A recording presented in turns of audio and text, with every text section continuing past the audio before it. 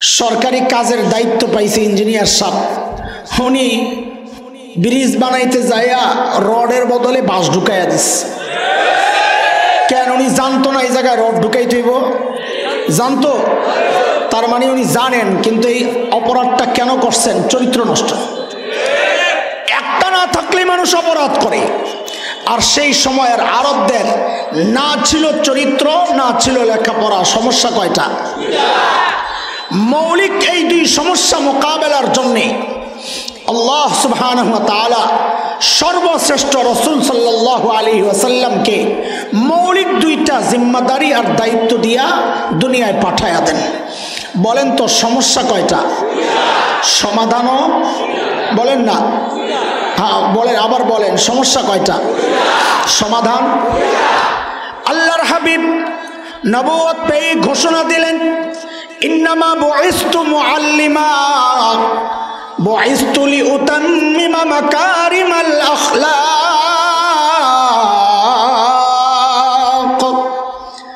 নবী ঘোষণা দিলেন, আল্লাহ আমাকে শিক্ষক বানায়া দুনিয়ায় পাঠাইছেন।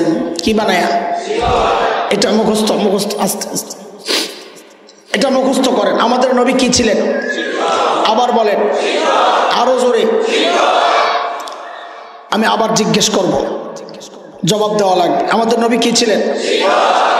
শিক্ষক বানায়া পাঠাইছেন। কেন? যেন জাহেলগুলোরে শিক্ষিত বানানো যায়। 2 নম্বর নবী বলেন, আল্লাহ আমাকে সর্বোচ্চ উন্নত চরিত্র মাধুর্য দিয়ে দুনিয়ায় পাঠিয়েছেন। কেন? আমি যেন ওই চরিত্রহীন মানুষগুলোকে দুনিয়ার সেরা চরিত্রবান বানাতে পারি। বলেন আমাদের নবী কি ছিলেন? এখানে তো ভ্যারাইটিস মানুষ আছেন, অনেক শ্রেণীর মানুষ আছেন। আপনাদের অনেক গর্বের উপলক্ষ অনেক। কেউ ডাক্তার, গর্ব। কেউ ইঞ্জিনিয়ার, গর্ব। কেউ বড় ব্যবসায়ী, গর্ব। কেউ সরকারি বড় কর্মকর্তা, গর্ব। বড় নেতা, গর্ব। গর্বের শেষ নাই। আমরা মৌলবীরা, আমাদেরকে আপনারা তুচ্ছ-তাচ্ছিল্য যাই করেন, সেকেলে আর গাইয়ার ক্ষেত ব্যাকডেটেড যাই মনে করেন না কেন, আমাদেরও একটা গর্বের জায়গা আছে। কি সেটা? আমাদের গর্বের জায়গা হচ্ছে আমাদের শিক্ষার গোড়ায় মুহাম্মদুর রাসূলুল্লাহ সাল্লাল্লাহু আলাইহি ওয়াসাল্লাম। এটা আমাদের গর্ব। বলে কেমনে এটা? আমরা যে কোনো লেখাপড়াই করি না কেন, সূরা ফাতিহা কার কাছে পড়ছো? ওস্তাদজির কাছে। উনি কার কাছে? তার ওস্তাদজি। উনি কার কাছে? শেষ যায় দেখা যায় গোড়ায় কে? যেমন ধরেন, আমি বুখারী শরীফ পড়েছি, এখানে অনেক আছেন পড়েছেন আলহামদুলিল্লাহ, ওস্তাদরাও আছেন বুখারীর আলহামদুলিল্লাহ। আমিও পড়েছি। ধরেন প্রথম হাদিস, ইন্নামাল আমালু বিন্নিয়াত আল হাদিস।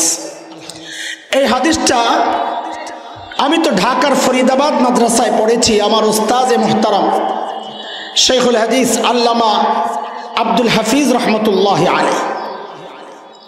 দেওবন্দ মাদ্রাসায় পড়েছি। আমার উস্তাদ শেখুল হাদিস আল্লামা নাসির খান রহমতুল্লাহ আলাইহি। আমার এই দুই উস্তাদের উস্তাদ শাইখুল আরব ওয়াল আজম হযরত হুসাইন আহমদ মাদানী নব্বরাল্লাহু মারকাদা। তার উস্তাদ ছিলেন শাইখুল হিন্দ মাহমুদ হাসান দেওবন্দি রহমতুল্লাহ আলাইহি। তার উস্তাদ ছিলেন ব্রিটিশ বিরোধী আন্দোলনের অন্যতম সিপাহ সালার মুজাহিদে মিল্লাত দারুল উলুম দেওবন্দের অন্যতম প্রতিষ্ঠাতা কাসিমুল উলুম আল খায়রাত ইমাম কাসিম নানুতুবি রহমতুল্লাহ আলাইহি। তার উস্তাদ ছিলেন শাহ আব্দুল গনি মুজাদ্দিদ দেহলভী রহমতুল্লাহ আলাইহি। তার উস্তাদ ছিলেন শাহ মুহাম্মদ ইসহাক আদ-দেহলভী রহমতুল্লাহ আলাইহি। তার উস্তাদ ছিলেন শাহ আব্দুল আজিজ মুহাদ্দিস দেহলভী রহমতুল্লাহ আলাইহি। তার উস্তাদ ছিলেন শাহ ওয়ালিউল্লাহ মুহাদ্দিস দেহলভী রহমতুল্লাহ আলাইহি। তার উস্তাদ ছিলেন আবু তাহের আল মাদানী রহমতুল্লাহ আলাইহি। তার উস্তাদ ছিলেন ইব্রাহিম কুর্দি রহমতুল্লাহ আলাইহি। তার উস্তাদ ছিলেন আহমদ আল কুশাশি রহমতুল্লাহ আলাইহি। তার উস্তাদ ছিলেন আহমদ আশ-শিন্নাবী রহমতুল্লাহ আলাইহি।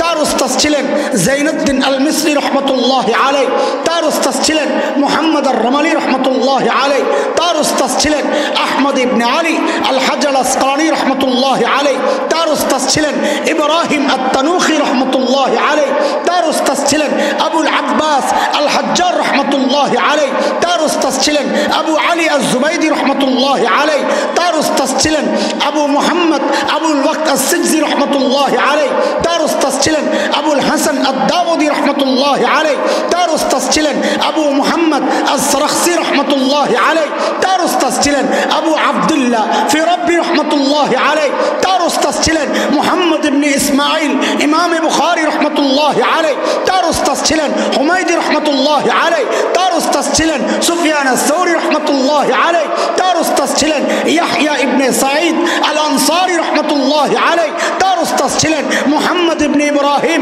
আত-তাইমি রহমতুল্লাহি আলাইহি, তার উস্তাদ ছিলেন আলকামা ইবনে ওয়াক্কাস আল-লাইসি রহমতুল্লাহি আলাইহি, তার উস্তাদ ছিলেন উমর ইবনুল খাত্তাব রাদিয়াল্লাহু আনহু, তার উস্তাদ ছিলেন মুহাম্মদুর রাসূলুল্লাহ সাল্লাল্লাহু আলাইহি ওয়াসাল্লাম। এটা আমাদের গর্ব। আমাদের শিক্ষার গোড়ায় বলেন না, বলেন না, রাগ করেন না, একটু বিনয়ের সাথে জিজ্ঞেস করি, আপনারা যারা মাদ্রাসার সাথে নাই, আপনাদের শিক্ষার গোড়ায় কে? হা করে তাকায়া থাকবেন, বলতে পারেন না। কিন্তু দোস্ত, আমাদের জিজ্ঞাসা আপনাদের কাছে, এই গর্বের পরিচয় দেওয়ার ঠিকাদারি মৌলবীরা আল্লাহর কাছ থেকে নেন নাই। এই গর্বের পরিচয় দেওয়ার অধিকার, সুযোগ আপনাদেরও তো ছিল। পারছেন না কেন? কেন পারছেন না জিজ্ঞেস করি। কারণ কুচক্রীরা আপনার সামনে, আপনার সন্তানের সামনে এমন এক সিলেবাস রেখেছে, যে সিলেবাসে লেখাপড়া করে এই গর্বের পরিচয়টা দেওয়া যায় না। শুধু কি তাই, আমাদের আরেকটা গর্বের পরিচয় আছে, আমরা কার সন্তান?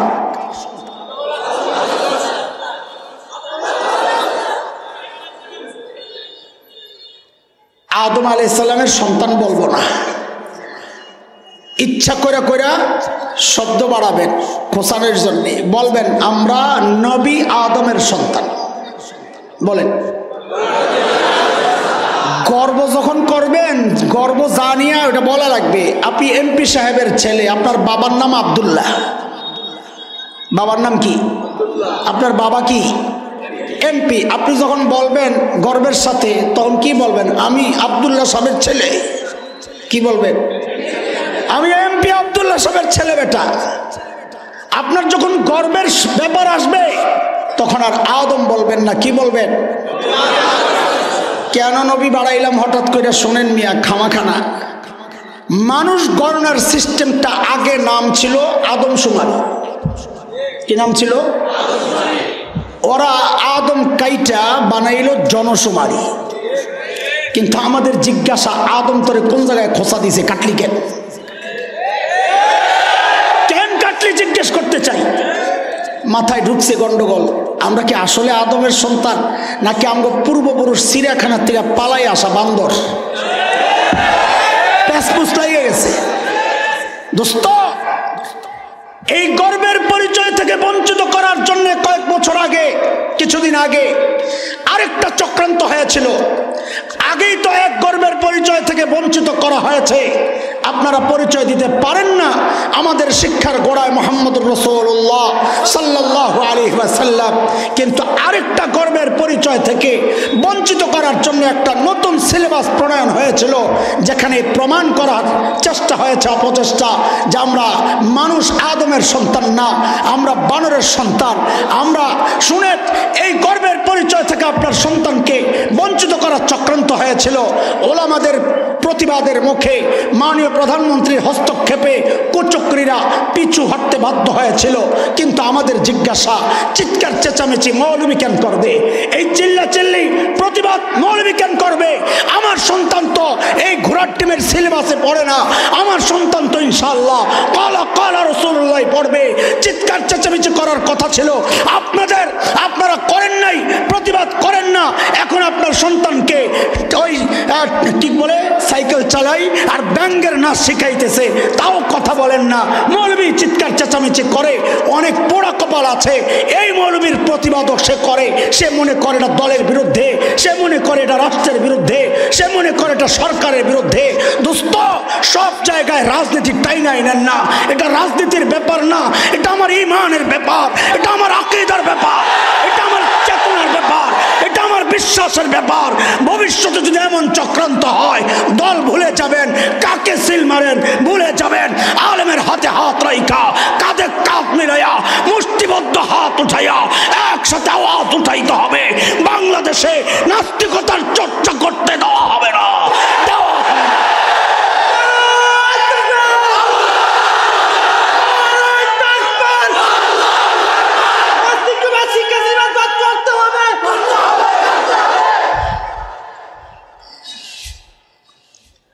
আল্লাহর হাবিব ওই দুই মিশনে যখন মেহনত শুরু করলেন,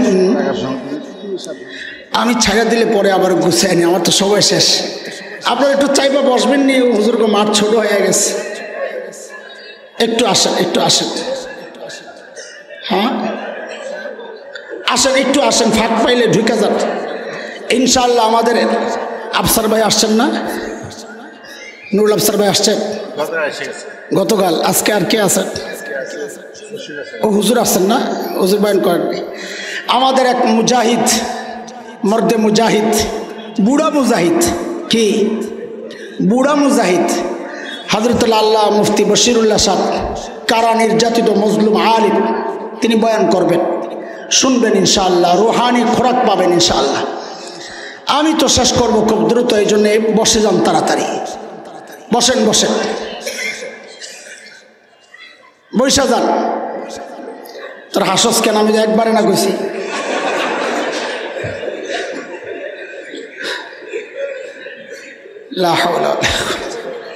হ্যাঁ বসেন। আল্লাহর হাবিব ওই দুই মিশনে যখন ওই বর্বরদের পেছনে মেহনত শুরু করলেন, আহারে ওই বর্বরদের এখন পরিচয় পাল্টায়া গেছে। এখন আর ওরা বর্বর নাই। বলে তো এখন নতুন পরিচয় কি বলেন না? বলে আমি কি বলবো, আল্লাহকে জিজ্ঞেস করো না, মালিককে জিজ্ঞেস করলাম, মালিক এই বর্বরদের নতুন পরিচয় বলেন। আল্লাহ তাআলা জানায়া দিলেন, সীমাহুম ফি উজুহিহিম মিন আসারিস সুজুদ, ওদের চেহারার মধ্যে সেজদার চিহ্ন পাইবা। বলে সেজদার চিহ্ন তো বাহির দিয়া, তার মানে বাহিরে ফিটফাট, আবার ভেতরে সদরঘাট কিনা? আল্লাহ তাআলা বলেন, না না না, আমার নবীর সাহাবীরা বাহিরও এক নাম্বার, ভেতরেও এক নাম্বার। বলে ভেতরে এক নাম্বার বুঝবো কেমনে? বলে তোর বোঝার দরকার কি? আমি আল্লাহ পরীক্ষা নিয়েছি, ওই পরীক্ষায় ওরা পাস। উলাইকাল্লাযীনা ইমতাহানাল্লাহু কুলুবাহুম লিত্তাকওয়া লাহুম মাগফিরাতুন ওয়া আজরুন আযীম। নবীকে জিজ্ঞেস করলাম, ইয়া রাসূলুল্লাহ এই বর্বরদের নতুন পরিচয় বলেন। আল্লাহর নবী জানায়া দিলেন, আরে আমার সাহাবীদেরকে তোরা বর্বর বলিস না, ওরা আর বর্বর নাই। বলে তো নতুন পরিচয়টা বলেন না। তো নবী বলেন, খায়রুল কুরুনি করনি, ওরা আর বর্বর নাই, ওরা এখন মানব ইতিহাসের শ্রেষ্ঠ মানুষ হয়ে গেছে। আল্লাহু আকবার। ছিল মানব ইতিহাসের সবচাইতে খারাপ মানুষ, বলেন বলেন সবাই বলেন, ছিল মানব ইতিহাসের সবচাইতে, হয়ে গেল মানব ইতিহাসের সবচাইতে। এই যে পরিবর্তনটা কিসের ছোঁয়ায়? কোরআনের ছোঁয়া। বলেন কিসের ছোঁয়ায়? বলেন বলেন কিসের ছোঁয়ায়? কোরআনের ছোঁয়ায়। প্রিয় হাবিব সাল্লাল্লাহু আলাইহি ওয়াসাল্লামের আখলাক আর চরিত্র মাধুর্যের ছোঁয়ায় বর্বর মানুষগুলো এখন দুনিয়ার সেরা মানুষ হয়ে গেছে। আগে যাদের নাম শুনলে সময়ের মানুষরা ছি করত, এখন ওদের নাম শুনলে কিয়ামত পর্যন্ত ইমানদাররা ভক্তি শ্রদ্ধা সহ সাথে সাথে বলে ওঠে, রাদিয়াল্লাহু আনহুম ওয়া রাদু আন। এখন ছোট্ট করে আপনাদেরকে জিজ্ঞেস করি, যেই কোরআনের ছোঁয়ায় বর্বর আরব সাহাবী হয়ে গেল, যেই নবীর আখলাক আর চরিত্র ধারণের কারণে জাহেল আরব সাহাবী হয়ে গেল, ওই কোরআন তো আল্লাহ আসমানে উঠায়া নিয়ে গেছেন। হ্যাঁ আছে, ও একটু দুর্বল হয়ে গেছে। দুর্বল হয়নি, ও বুড়া হয়ে গেছে, কার্যক্ষমতা হারায় ফেলছে, আগের মতোই আছে। ভোলার মানুষকেও এইরকম সেরা মানুষ বানাইতে পারে কোরআন?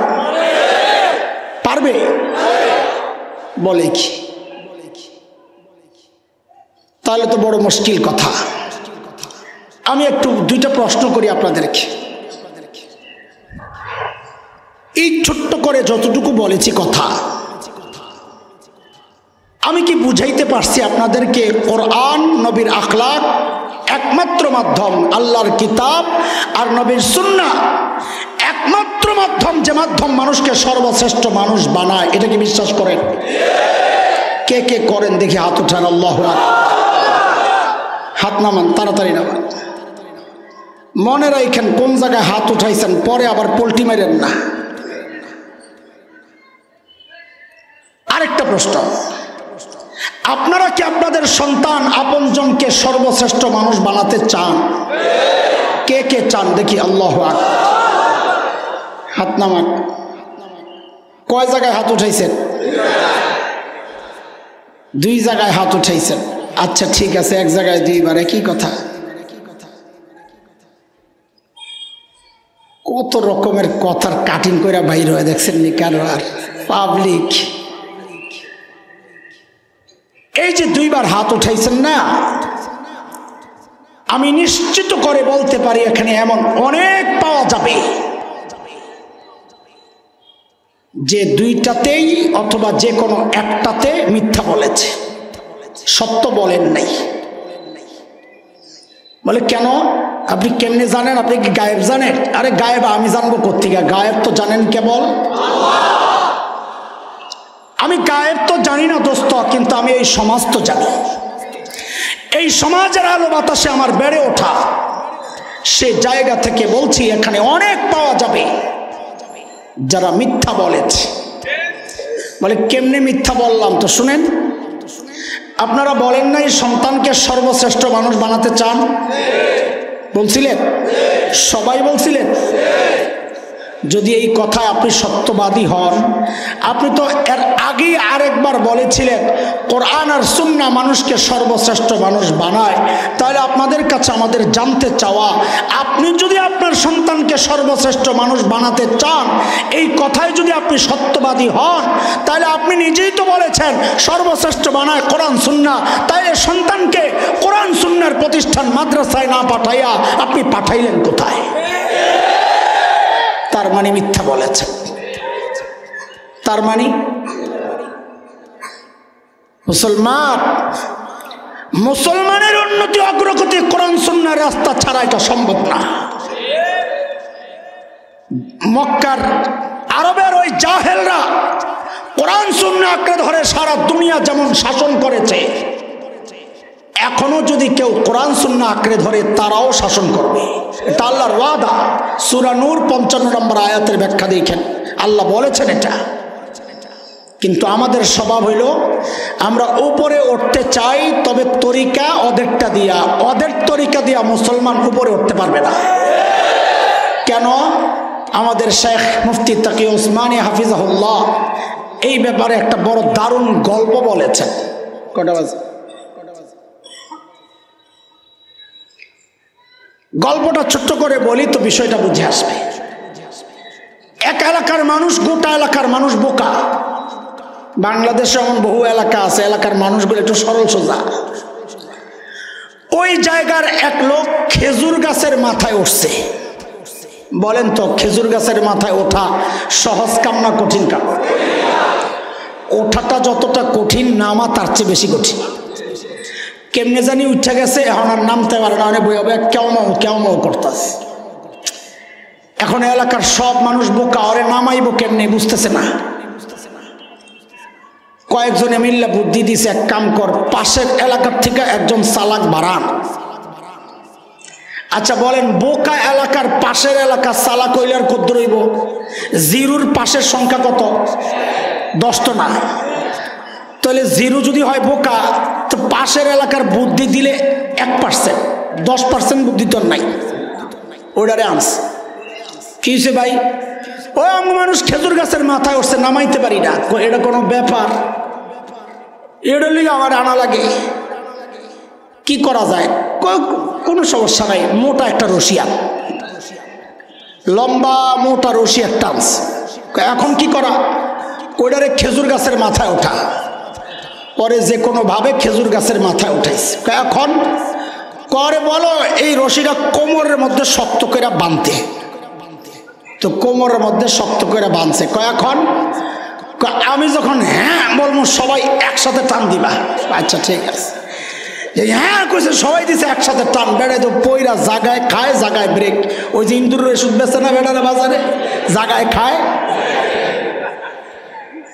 পইরা তো একদম বত্তা। কার ভাই কি করলা? আমি মানুষ মরে গেল, আমি কি জানি নাকি মরে যাই? তো এটা কোন পদ্ধতি বাঁচানের? আমার দোষ কি? কয়দিন আগে এইভাবে কোমরে রশি লাগায় তো আমি একজনকে বাঁচাইছিলাম। কারে বাঁচাইছস? কামগো এলাকায় এক লোক কুয়ায় পড়ে গেছিল। কোন জায়গায়? আরে কথা বল, কোন জায়গায়?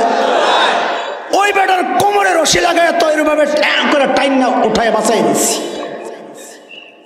হযরত মুফতি তকি উসমানী বলেন, দেখো কুয়ায় পড়া ব্যক্তির বাঁচার রাস্তা, খেজুর গাছের উপরে থাকা ব্যক্তির বাঁচার রাস্তা। যারা জাহান্নামের গহ্বরে পড়ে রয়েছে, ওই দুনিয়াদার কুফফাররা, ওই মুশরিকরা, ওদের উন্নতি অগ্রগতির রাস্তা একটা। তোমার আল্লাহ উঁচু মাকাম দিয়েছেন, ইয়ারফাইল্লাহুল্লাযীনা আমানু মিনকুম ওয়াল্লাযীনা উতুল ইলমা দারাজাত। যারা আল্লাহ ঈমান দিয়েছে, যারা আল্লাহ ইলম দিয়েছে, তার মর্যাদা আল্লাহ উঁচু করেছে। তোমার জায়গা উপরে, তুমি উন্নতি অগ্রগতি করার জন্য, তুমি উপরে ওঠার জন্য যদি ওই কুয়ায় পড়া ব্যক্তির মতো পথ অবলম্বন করো, উন্নতি হবে না, ধপাস করে পয়রা মরা ছাড়া আর কোনো রাস্তা নাই। এই ব্যাঙ্গের লাভ দেখায়া দেখায়া এই সমাজে আগানো যাবে না। সুযোগ আছে এখনো, নবীর তরিকায় চলে আসো, সমাজ দাঁড়ায় যাবে ইনশাআল্লাহ। কথা বলেন, কথা বলেন। দুর্ভাগা পোড়া কপাল, ইমান মানে না, দিন মানে না, শরিয়া মানে না, কোরআন সুন্নাহ মানে না, দাড়ি কাটে, ওদের মতো পোশাক পরে, সব ওদের মতো ভাবে নিজের স্মার্ট। কিভাবে? একটু অগ্রিম বইলালন, ওটা স্মার্ট না, ওটা পাগল। আরে ঠিক না, আমি যা কই তা কন, ওটা স্মার্ট না, ওটা পাগল। বলেন হুজুর কেন পাগল বললেন? আমি বুঝাইয়া দিই তো আপনিও কইবেন পাগল। জামাই এসে বিয়া করতে বোলায়, মাঝখানে স্পিডবোট আটকায় গেছে, পানি কম, আইতে আইতে আসরের আজান দিয়ে লাইস। বুঝেন ভালো করে। শ্বশুর বলে কি, ঘটক রে ঘটক সাপ, জামাই তো আমারই, বিয়া শাদি পরে হইব না, আগে খাওন দেন, নাইলে এই পোলা সারা জিন্দিগি আমার মেয়েরে খোটা দিবে। তোর বাপের বাড়ি গেছিলাম, প্রথম দিনই বাসি খানা খাওয়াইছে, বিয়া পরে হইব, খাওন দেন আগে। জামাই হইল বিয়ার প্রোগ্রামের প্রধান মেহমান, ঠিক না? এর চেয়ে বড় মেহমান আর আছে নাকি বিয়ার দিন? এই বড় মেহমানের সামনে সেরা সেরা খাবার দেওয়া হয়েছে। আস্তা খাসি, আস্তা মুরগি, নানান রকমের কাবাব টাবাব, সব সেরা সেরা জিনিস দিয়া সেরা মেহমানের সামনে পেশ করছে। জামাই হলো স্মার্ট জামাই। কি জামাই? এখন তো স্মার্টের অনেক ব্যাখ্যা আছে, জায়গায় জায়গায় স্মার্টগিরি পাল্টায়। কোথাও স্মার্ট পাইবেন কি, প্যান্টের এদিক দিয়ে সিরা, এটারে হ্যাঁ মনে করছে স্মার্ট। কোথাও স্মার্ট পাইবেন লগে কুত্তা লইয়া ঘুরে। আবার বেডিগো স্মার্ট হলো অন্য সারা চলে। পোলাবেন বিয়ার সময় এই স্মার্ট খোঁজে, বিয়ার পরে আয় হুজুরের কাছে, হুজুর কিছু কটা তাবিজ দেন। বলে কেন? বউ মারে। স্মার্ট খোঁজে। এই যে জামাই স্মার্ট, এই স্মার্ট মানে কি বুঝ?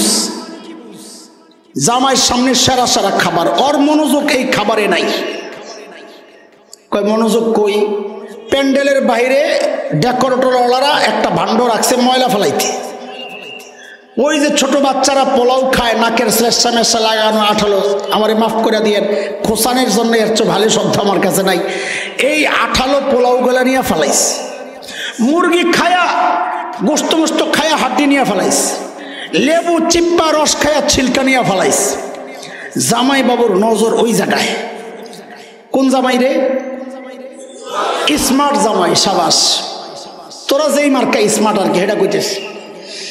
লাভ দিয়ে উঠা ওই টুকরির সামনে যাই আসন দিয়ে বইছে গর্বের সাথে। হাড্ডি একটা লইছে, পোলাও একটু মুখে দেয়, হাড্ডিরে দেয় কামড়, লেবুর সিলকারে রস তো নাই, সিলকায় কামড়ায় খুব খাইতাছে মজা কইরা। শাশুড়ির জামাইয়ের জন্য একটা স্পেশাল পায়েস রান্না করছে। শ্বশুর মশাই বলে আমি নিজ হাতে পরিবেশন করতে চাই। শাশুড়ি কই লয়ে যান। শ্বশুর এই ভাণ্ড এই পেয়ালা নিয়ে আইসা জামাই রে খুঁজা পায় না, জামাই গেল তো। খুঁজতে খুঁজতে দেখে জামাই ওখানে বসা। তো শ্বশুর পেয়ালা হাতে বলে কি, কুত্তার আসনে জামাই কেন, জামাইয়ের আসন খালি কেন? আমার সাথে সাথে এটা বল, তাহলে আমার আয়াত মিলাইতে সুবিধা হইব। বলা ভাই বল, কুত্তার আসনে। আসলে এটা কার আসন? ওই ময়লা কার খাওয়ার কথা? কার খাওয়ার কথা? কুকুরের খাওয়ার কথা। এখন কুকুরের আসনে যায় বসছে কে? জামাইয়ের আসন খালি। তো শ্বশুর কি বলে? কুত্তার আসনে বলে না, কুত্তার আসনে জামাইয়ের আসন। ঘটকরে ডাক দিছে, বিয়া এদিকে। আপনারা বললেন স্মার্ট জামাই, বলে হ্যাঁ ভেরি স্মার্ট। কত ভেরি ঝুড়াইতেছি, বাইন্দা লাগাইছি পিঠা। আচ্ছা আপনারা বলেন তো এই জামাই স্মার্ট না পাগল? সবাই বলেন তো, একদম কেউ চুপ থাকেন না, সবাই বলেন তো। লাগছে ভেজাল। তাইলে তো আমি কিছু দেখতেছি পাগল এহেনও অনেক আছে। কেন? আরে কেন বুঝেন?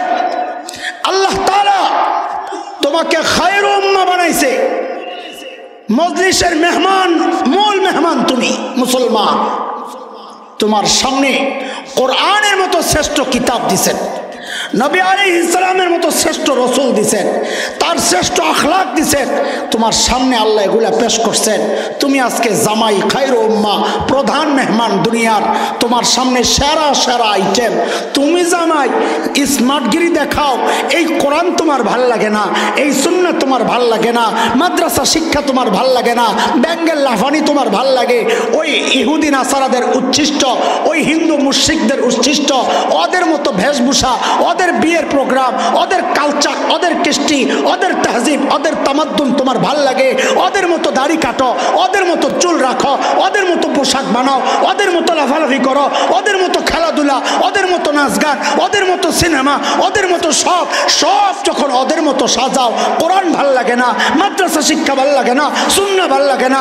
তুমি খায়রু উম্মাহ ছিলা, তুমি জামাই ছিলা, তুমি নিজের স্মার্ট ভাবলেও আল্লাহ বলেন তুই আস্তা একটা পাগল।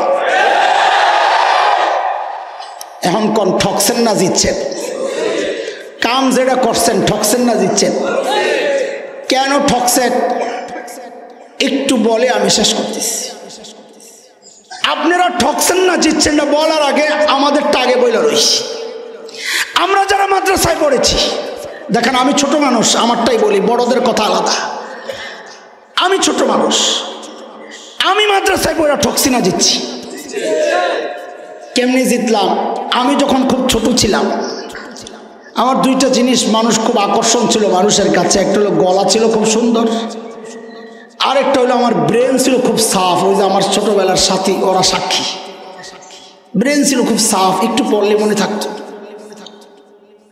তো 7-8 বছর বয়স, ধানমন্ডি এক বাসায় ভাড়া থাকি। বাড়িওয়ালার ছেলে মেয়েরা ওরে খুব আদর করত, নিয়ে নিয়ে বাংলা ইংরেজি পড়াই। তার অবাক হয়ে, তোর কি জিনিস এটা? তা আম্মারে আইসা বুঝাই তো, খালাম্মা এই মেধাবী ছেলেটারে নষ্ট করেন না। নষ্ট বুঝছেন নি? মাদ্রাসায় পড়ায় আছে না, আমারে নষ্ট না করে।